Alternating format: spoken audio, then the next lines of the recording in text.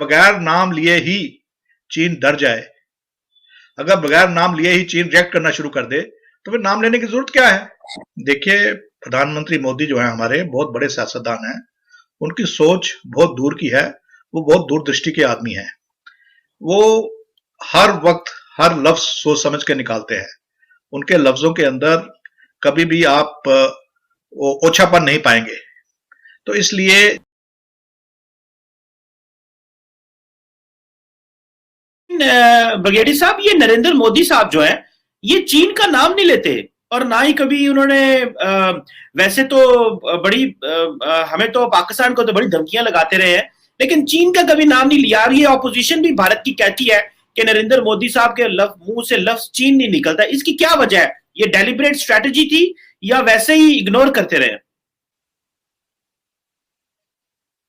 देखिए, प्रधानमंत्री मोदी जो है हमारे बहुत बड़े सियासतदान हैं। उनकी सोच बहुत दूर की है। वो बहुत दूरदृष्टि के आदमी हैं। वो हर वक्त हर लफ्ज सोच समझ के निकालते हैं।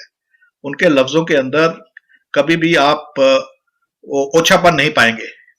तो इसलिए आज जहां तक आपका सवाल है चीन का नाम लाना रहेगा, अगर बगैर नाम लिए ही चीन डर जाए, अगर बगैर नाम लिए ही चीन रिएक्ट करना शुरू कर दे, तो फिर नाम लेने की जरूरत क्या है? जब हमारे प्रधानमंत्री ले गए और वहां पर उन्होंने कहा कि अब विस्तारवाद का युग खत्म हो गया है, अब विस्तारवाद को हम नहीं बढ़ने देंगे, हम विस्तारवाद का सामना करेंगे, उनके इन लफ्जों से चीन के अंदर ऐसी हलचल मच गई कि आपने अगले दिन देखा किस प्रकार चीन के ग्लोबल टाइम्स और चीन के फॉरेन मिनिस्ट्री कॉरेस्पॉन्डेंट और उनके जो होते तर्जुमा सब ने कैसे किस प्रकार के बयान देने शुरू कर दिए। तो मैसेज तो चला गया ना, चीन समझ गया कि किसके बारे में बात हो रही है। तो बात नाम लेने की जरूरत क्या है? अगर आप बगैर नाम लिए ही अपना मकसद हासिल कर सकते हैं तो फिर नाम क्यों लें? अच्छा, तो बघेल साहब एक और बात भी बताइएगा कि ये भी बात पता चली है कि शुरू-शुरू में जब चीन ने भारत के फौजी मारे, तो ज़ाहिर बात है बहुत गम और गुस्सा था, लोगों ने अपने चीनी प्रोडक्ट्स बंद कर दी, सरकार ने कोई 59 मोबाइल ऐप्स थी वो बंद कर दी और इस तरह की चीजें। लेकिन बाद में पता चला कि वो कारोबार उसी तरह चल रहा है, ट्रेड भी हो रही है, चीनी प्रोडक्ट्स भी आ रही हैं। तो ये जो एक इसको जिसको कहते हैं जी हाइपर नेशनलिज्म थोड़ी देर के लिए हुआ, लेकिन फिर वो ठंडा पड़ गया। तो इसको सोसाइटी कैसे देखती है कि नरेंद्र मोदी साहब की इस स्ट्रैटेजी को कि चीन के बारे में कामयाब हुई है? क्या सोसाइटी ने मदद की है नरेंद्र मोदी के इस ब्लैकआउट करने की, चाइना को अपनी मार्केट में एक्सेस कम देने की? क्योंकि लोग तो ये कह रहे हैं कि चीजें वैसे ही इंपोर्ट हो रही हैं चाइना से। नहीं, ये बिल्कुल गलत बात है। पूरा देश एकजुट होकर प्रधानमंत्री मोदी के साथ खड़ा हुआ है। और प्रधानमंत्री मोदी नहीं, कोई प्रधानमंत्री होते, राष्ट्रीय सुरक्षा में भारत हमेशा एकजुट रहा है। और यहां तक चीन को बहिष्कार का सवाल है, आप शायद इस बात को नहीं जानते कि दिसंबर 2020 तक जो ट्रेड डेफिसिट था भारत और चीन के बीच में, उसमें 15% पिछले साल जो कमी आई थी। और जो हमारे कॉमर्स मिनिस्ट्री का अंदाजा है कि मार्च तक ये 25% हो जाएगा। 25% ट्रेड डेफिसिट कम होना, ये कहां दर्शाता है कि उसी प्रकार ट्रेड चल रहा है? और ये इन फेवर ऑफ इंडिया है। भारत, यस, चीन को जरूरत है भारत से, वो भारत से ले रहा है, लेकिन भारत चीन से नहीं ले रहा है। भारत के अंदर जो आप एक जिक्र कर रहे हैं, एक दो कॉन्ट्रैक्ट जो देने पड़े, वो वर्ल्ड बैंक से लिए हुए लोन के प्रोजेक्ट्स थे। और वर्ल्ड बैंक की टर्म्स कंडीशन के मुताबिक आप किसी को एक्सक्लूड नहीं कर सकते हैं टेंडरिंग से। इसलिए मजबूरन वो टेंडर हमें एक्सेप्ट करने पड़े।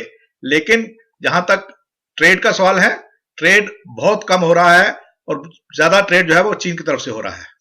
आपने देखा कि किस प्रकार डोकलाम से लेकर आज तक चीन कानूनों को, ट्रीटीज को, एग्रीमेंट्स को किस प्रकार दरकिनार करते हुए अपनी विस्तारवादी नीति को बढ़ाने की कोशिश कर रहा था, भारत पर थोपने की कोशिश कर रहा था, भारत पर जबरदस्ती करने की कोशिश कर रहा था।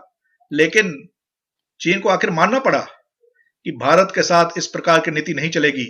पहली बारी भारत ने चीन को मजबूर किया है कि अपनी जो डॉक्ट्रिन है विनिंग विदाउट फाइटिंग, उसको अब उसको बदलना पड़ेगा। बिल्कुल सक्षम है और चीन भी इस बात को जानता है। अगर चीन इस बात को ना समझता होता तो चीन उसको क्यों नहीं अपनाता और चीन क्यों नहीं उसको अप्लाई करता? चीन क्यों पीछे हटा है? अगर चीन को इतना कॉन्फिडेंस था अपनी इस जो कहते हैं हम उनका ये जो दूसरा डोमेन है जो काइनेटिक नॉन काइनेटिक वॉरफेयर है, अगर उसमें वो इतना सशक्त है और इतना वो सोचता था कि वो किसी भी देश को हरा सकता है, तो फिर उसने इसको अप्लाई क्यों नहीं किया? बिल्कुल ठीक है। तो जो एक इम्पोर्टेंट चीज समझने की है ब्रिगेडियर साहब, चीन के हवाले से एक बात चल रही है एशियन नेटो की, जिसमें ये कहा जा रहा है कि ये जो क्वाड के लोग हैं और ममालिक हैं और जो कुछ यूरोपियन ममालिक हैं, वो एशिया में भी एक नेटो बनाना चाहते हैं, इंडिया इसका हिस्सा होगा।